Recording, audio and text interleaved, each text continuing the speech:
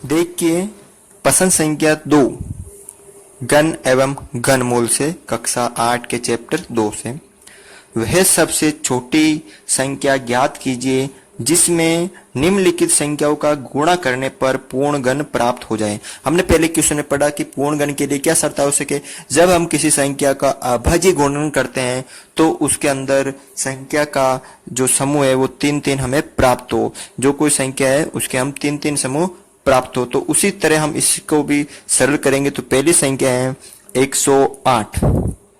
तो इसको सरल करने के लिए सबसे पहले हम इसका भी अभाज्य गुणनखंड ज्ञात करते हैं। तो 108 के अंदर सबसे पहले मैंने 2 का भाग दिया तो ये गया 54 बार।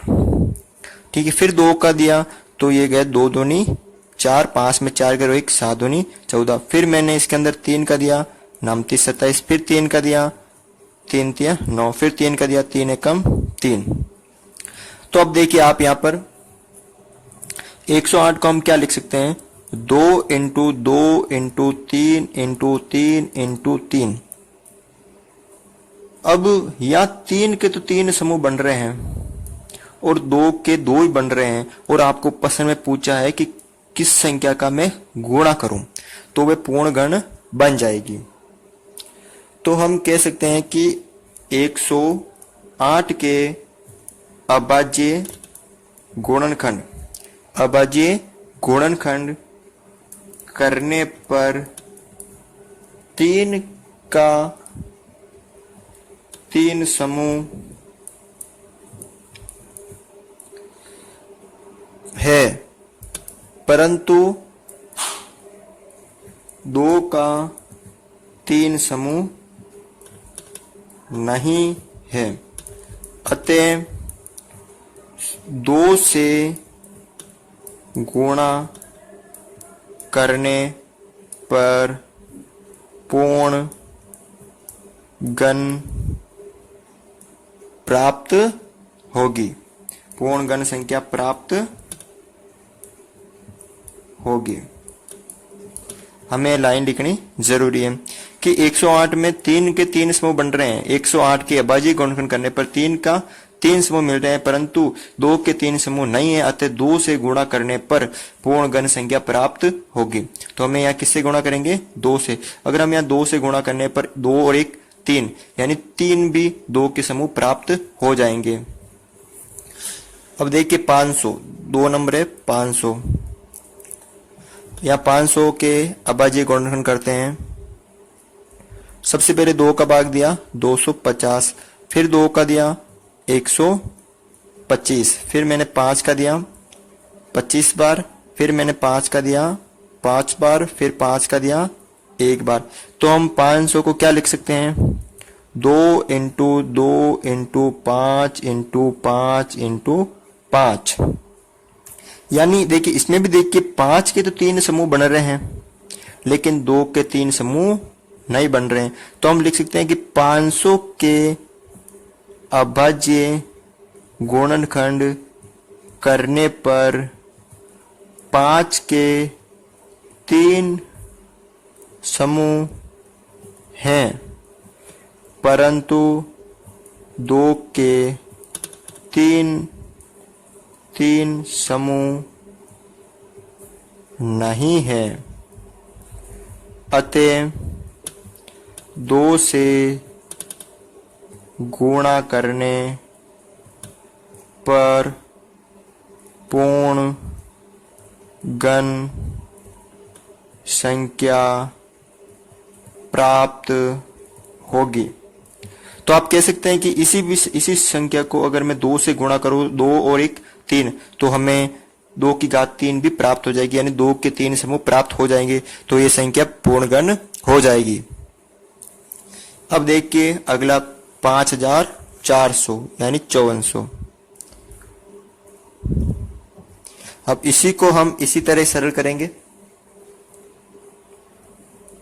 देखिए 5400 में 2 का भाग दिया तो 2 दूनी 4, ये 7 दूनी 14 और ये 2700। फिर मैंने इसके अंदर 2 का भाग दिया 1, ये 3, ये 5, 1350।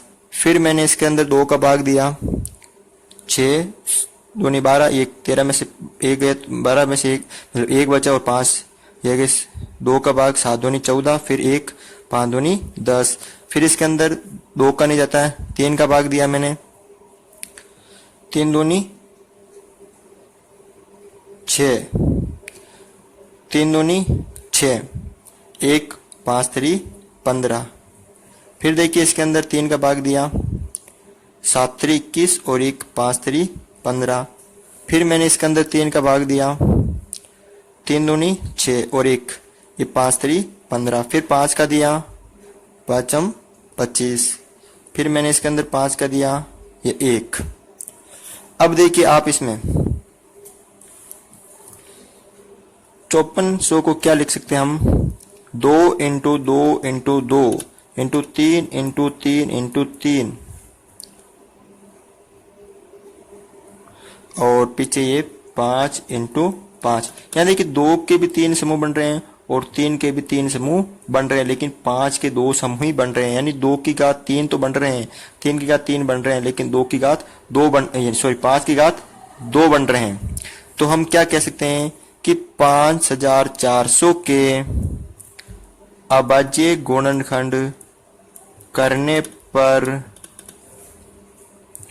2 व 3 के 3 समूह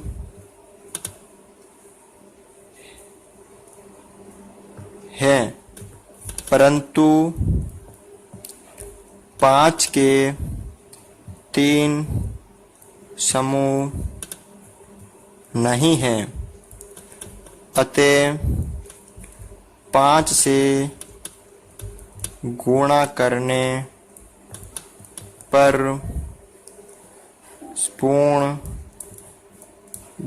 घन संख्या प्राप्त होगी। तो इसको भी हम 5 से गुणा करेंगे तो 5 की घात 3 प्राप्त हो जाएगी। अब देखिए इसके अंदर जो लास्ट क्वेश्चन बचा है 10,584, इसको हम सरल करते हैं। लास्ट है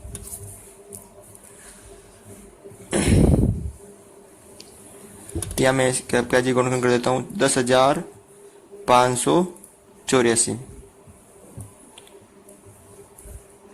सबसे पहले 2 का भाग दिया, 5 दूनी 10, 2 दूनी 4, 5 में 4 के 1 और 1 18, 9 दूनी 18 और 2 दूनी 4। फिर इसके अंदर वापस 2 का भाग दिया, 2 दूनी 4 और 1 6 दूनी 12, 2 चौक 8, ये 9 में से 8 के 1 और 6 दूनी 12। फिर मैंने इसके अंदर वापस 2 का भाग दिया, 2 एकम 2, 2 तिया 6, 2 दूनी 4, 2 तिया 6। फिर मैंने इसके अंदर देखो 2 का भाग नहीं जाता है, तो इसके अंदर मैंने 3 का भाग दिया, 3 चौक 12, 13 में से 12 गया 1 और 1 की 3, 3 चौक 12 और 3 एकम 3। फिर मैंने इसके अंदर वापस 3 का भाग दिया, 3 एकम 3, ये 4 3 12, 2 ये 7 3 21। फिर मैंने इसके अंदर वापस 3 का भाग दिया, 4 3 12 और ये हो गए 2 और 29 27। फिर इसके अंदर मैं 7 का दिया, 7 तो 7 49, फिर 7 का दिया, 7 एकम 7। तो इस तरह हम 10,584 को लिख सकते हैं 2 into 2 into 2 into 3 into 3 into 3 into 7 into 7। देखिए यहाँ पर 10,584 में 2 के 3 समूह बन रहे हैं, 3 के भी 3 समूह बन रहे हैं, लेकिन 7 के 2 समूह बन रहे हैं। यानी 2 की घात 2 बन रहे हैं, 3 की घात 3 बन रहे हैं, लेकिन 7 की घात 2 बन रहे हैं। तो अतः हम कह सकते हैं कि 10,584 के अभाज्य गुणनखंड करने पर 2 व 3 के 3 समूह हैं, परंतु 7 के नहीं। अतः 7 से गुणा करने पर पूर्ण घन संख्या प्राप्त होगी।